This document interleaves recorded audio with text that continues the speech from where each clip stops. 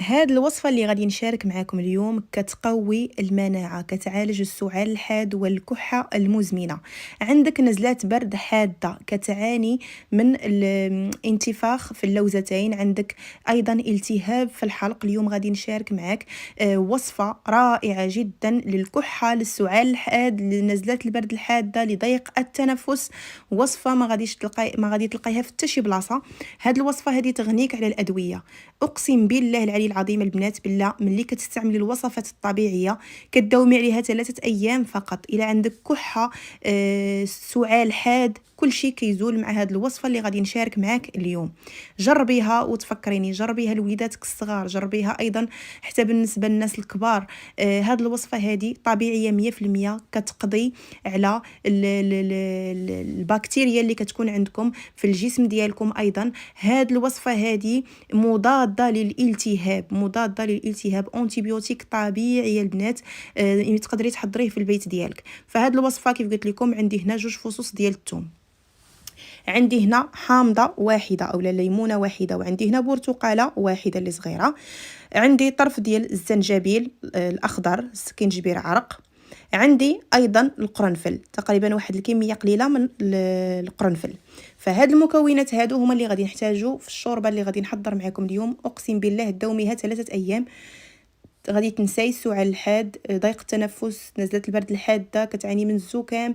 هاد الوصفه هادي ما غادي تلقايها في شي بلاصه، وكنتمنى تبارطاجيوها مع الجميع باش تعمل فائده للكل. راه الدواء ما عنده حتى شي منفعه لكم، راه مضر بالصحه. كل ما كتستعملي وصفات طبيعيه تعالجي بهم الذات ديالك كل ما كيكون احسن، لانه الادويه الصراحه ما مزياناش للجسم ديالنا، كناخذوها بكثره واكيد كيكون عندها ضرر للجسم ديالنا. كل ما كتاخذوا هاد المكونات الطبيعيه كدواء طبيعي كوني على يقين المناعه كتقوى في الجسم ديالك، كتكوني عندك المناعه قويه، وايضا كتشافي بسرعه. فهذه وصفه كتفيدك في الجسم ديالك، ما عندها حتى شي ضرر على الجسم ديالك. كتاخدي دوك 2 الفصوص ديال الثوم الكبار، كتشديهم كتنقيهم كتحيدي لهم القشره. ايضا غادي ناخذ هاد الزنجبيل عرق حتى هو كنقطعه وكنحيد له القشره ديالو وكنستعملو حتى هو في الوصفه ديالي. كننصحكم انكم تستعملوا سكينجبير عرق، راه زوين بزاف بزاف، كيقوي المناعه ومضاد للالتهاب. ايضا غادي ناخذ هاد الحبات ديال البرتقال والليمون، غادي نغسلهم وغادي نبدا نحضر معكم الوصفه ديالي. وكنتمنى اخواتي تبارطاجيو الفيديو مع الجميع باش تعمل فائده للكل، وتخليو معكم واحد لايك في هذا الفيديو باش يزيد يوصل لاكبر عدد من الناس. هنا كناخذ واحد الكاسرونه اللي غادي نحضر فيها الوصفه ديالي. دوك الفصوص ديال الثوم كنقطعهم على 2 وكنوضعهم بهذا الشكل هذا. كناخذ هاد الحبه نتاع البرتقال وكنقطعها بالقشره نتاعها، فهي غنية بالفيتامين سي وكتساعدكم بشكل كبير باش كتخلصوا من الزكام. هنا عندي سكينجبير عرق كنشدو حتى هو وكنقطعو قطع صغيره. كناخذ هذاك القرنفل اللي عندي، القرنفل رائع جدا لضيق التنفس. الناس ديال لازم اللي عندهم ضيق في التنفس كنصحكم بالقرنفل.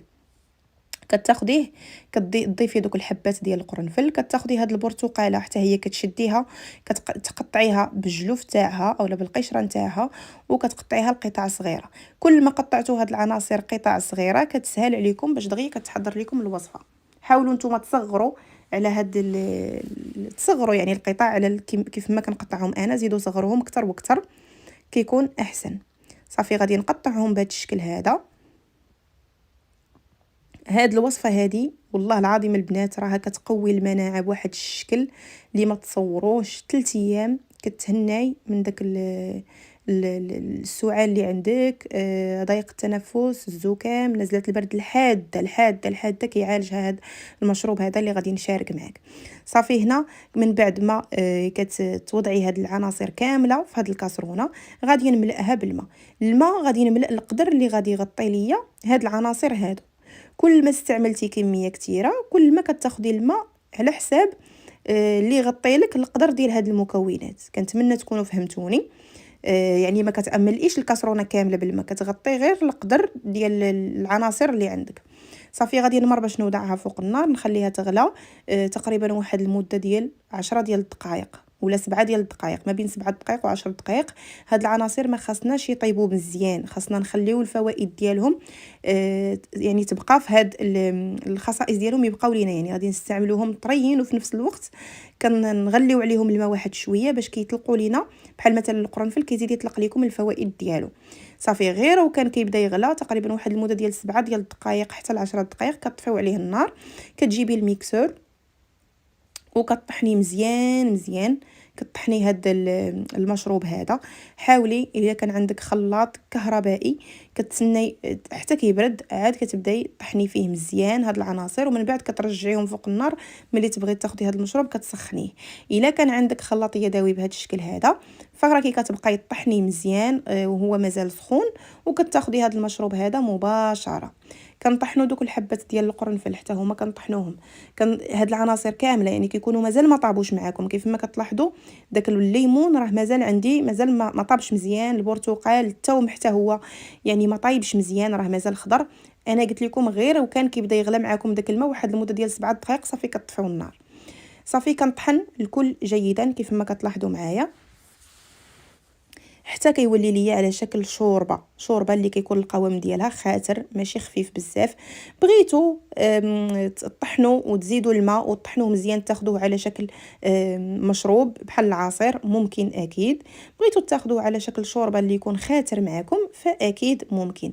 انا هنا درتو على شكل شوربه. بغيتو تكثروا تزيدوا الماء وتطحنوه على شكل مشروب، ممكن اكيد. انا خديته على شكل شوربه. الا بغيتو تاخذوه على شكل مشروب حاولوا تصفيوه باش هكذا تاخذوه بسهوله، ما كاين حتى شي مشكل الا صفيتو هاد العناصر هادو. صافي هنا غادي نطحن الكل جيدا كيف ما كتلاحظوا معايا، وغادي ناخذ هنا واحد الزلافه كيف ما كتلاحظوا معايا، نص زليفه، غير نص زليفه، ما تاخديش زلافه كامله، نص زليفه. كل نهار فطري لي يا اختي بهاد الزلافه هذه على الريق، على الريق خديها زلافه من هاد المشروب هذا على الريق. قدرتي تاخديها 2 مرات في النهار كوني على يقين ما كاملاش 3 ايام تولي مزيان. كل نهار راه 3 ايام كتبان فيك النتيجه، ما كتبقى فيك لا سعال الحاد لا زكام لا نزله البرد الحاده. خدي هذه كل نهار على الصباح مع الريق، شربيها وما تفطريش من وراها مباشره، تسناي واحد شويه عاد فطري. راها كتعالج ضيق التنفس، السعال كيزول منك، مضاده للالتهاب. البنات هذه غير جربوها وغتشكروني عليها. ديروها لوليداتكم، الا بغيتوا وليداتكم ديروها لهم مع العسل، راه غادي يبغيوها، يكون عسل الحر ولا حتى ديروا السكر ماشي مشكل. ديروها لهم وعطيوها لهم يشربوها، راه دقه بطله. وغادي تشكروني على هذه الوصفه هذه. كنتمنى تبارطاجيوها مع الجميع وتجربوها، والله يشافيكم كاملين. وما بقى لي الا نقول لكم السلام عليكم حتى الفيديو المقبل ان شاء الله مع وصفه جديده.